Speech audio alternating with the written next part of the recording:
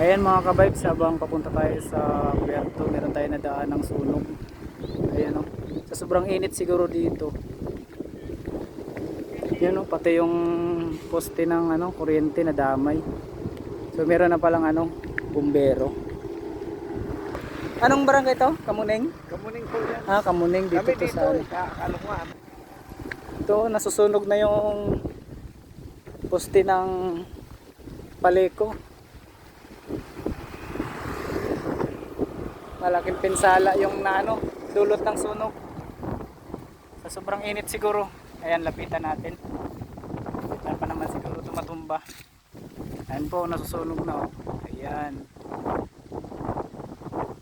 Napakadelikado. Halos lahat. Ayan oh, kitang-kita natin yung apoy dito. Ayan oh. Yan, hanggang doon sa unahan. Doon, puro sunog yan lahat.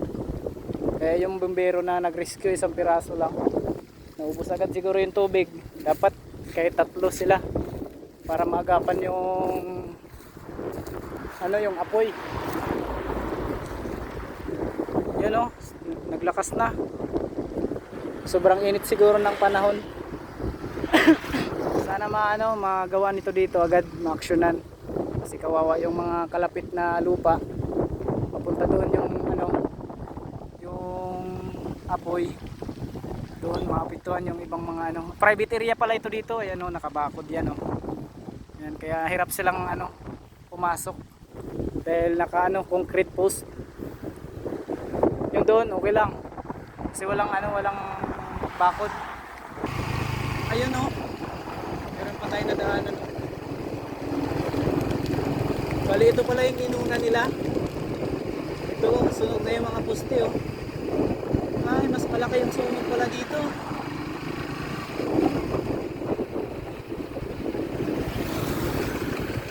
Akala ko nag-uwi na yung bumbero.